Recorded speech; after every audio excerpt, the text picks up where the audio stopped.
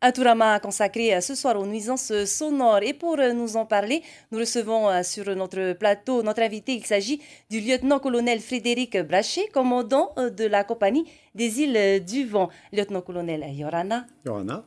Alors, on va parler ce soir des nuisances sonores. C'est bien peut-être aussi de rappeler justement qu'est-ce que c'est que des nuisances sonores. Alors, les nuisances sonores, ce sont tout type de bruits qui peuvent troubler la tranquillité d'autrui. Donc, ça peut être des éclats de voix, des gens qui font la fête, bien entendu de la musique. Ça peut être aussi des aboiements de chiens réitérés quand les propriétaires n'y prêtent pas attention. Donc, ce sont vraiment l'ensemble des bruits, quelle que soit leur nature, qui vont troubler la tranquillité d'autrui, du voisinage. Pas seulement les carbasses, alors qu'on a Pas seulement les l'habitude carbasses, c'est de vraiment tout critiquer. ensemble de nuisances sonores, de bruits gênants pour le voisinage. Et justement, en fonction du moment où ça se passe, le matin ou le soir, est-ce qu'il y a une gravité plus que par rapport... Alors non, justement, il n'y a pas de jour ou de nuit pour caractériser une nuisance sonore. On distingue plutôt deux types de nuisances. Donc les premières qui sont des contraventions, donc on caractérise en termes de tapage. Donc c'est une infraction qui est susceptible d'avoir une amende de 8100 francs, D'accord. donc, et qui peut aller aussi jusqu'à la confiscation de l'objet du bien. Typiquement, une enceinte qui fait trop de bruit.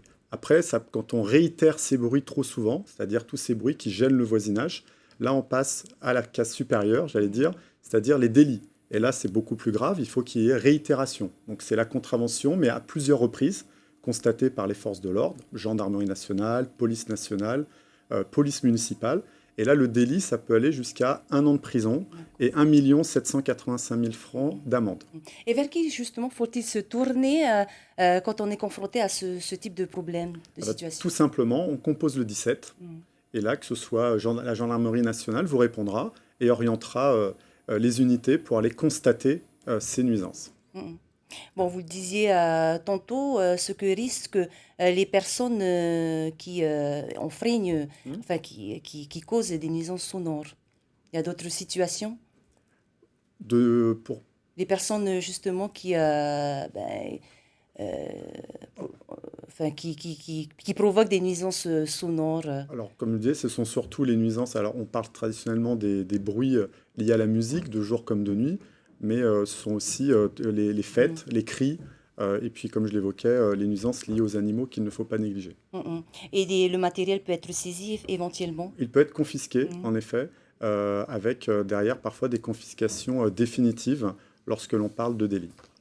Eh bien, lieutenant-colonel Frédéric Brachet, merci beaucoup Merci. pour votre participation à notre journal ce soir. Marourou. Marou.